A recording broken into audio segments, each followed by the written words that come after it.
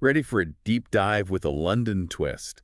Today we're going to be exploring some of those less well-known spots in London's West End. You know, those hidden gems. Perfect for anyone who loves a good brunch and soaking up those city vibes. And we'll be sprinkling in some of the history and culture that makes the West End so unique because a true London experience is about more than just the food, right? Absolutely. And speaking of food, this newsletter we're looking at today is raving about Covent Garden for brunch, especially if you're a fan of al fresco dining. It's a great shout. Covent Garden's got such a vibrant atmosphere.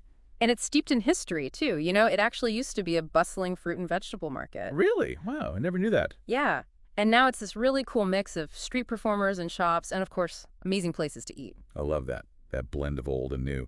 Speaking of food, though, this newsletter also mentioned Borough Market in Southwark. And get this, it recently celebrated its 1,000th birthday. Yeah, 1,000 years. It's incredible when you think about it. Borough Market has seen so much history. It's evolved so much over the centuries. 1,000 years of culinary trends. Imagine all the stories. But hey, speaking of history, this newsletter also threw in this super interesting fact.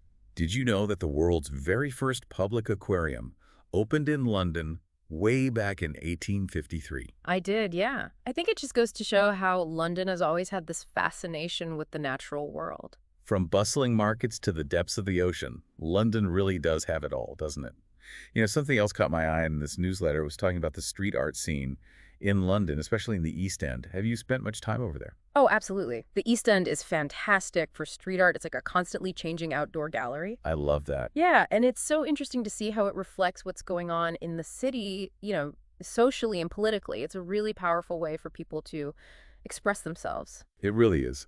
It reminds you that art can pop up anywhere, can't it? And it's not just about pretty pictures. It can make you think, too.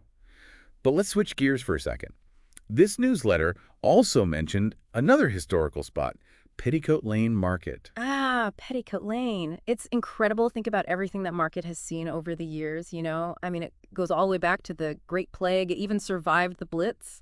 That just blows my mind. Plagues, wars.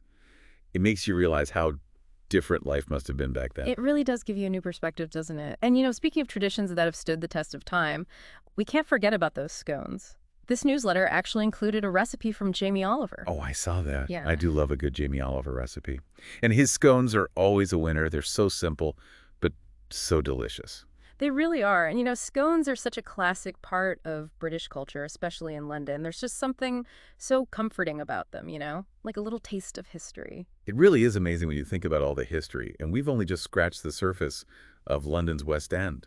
Oh, absolutely. Every corner you turn, there's something new to discover. This newsletter has been quite the journey, hasn't it? From all those amazing brunch spots to those historic markets like Borough Market and Petticoat Lane. Yeah, and let's not forget about the street art. Who knew you could find such incredible art just walking down the street? Right. It makes you realize that London's more than just a city. It's like a living, breathing work of art in itself. It's a global city, for sure, but it hasn't forgotten its roots, and that's what makes it so special, I think. I totally agree. So to anyone listening who's planning a trip to London's West End soon, make sure you check out some of these amazing spots we talked about today. And as you're enjoying a delicious scone, maybe think about this. How do all these different elements, the history, the modernity, the different cultures, how do they all come together to make London the global city it is today? Something to ponder, right? Definitely food for thought. And that wraps up another deep dive for today.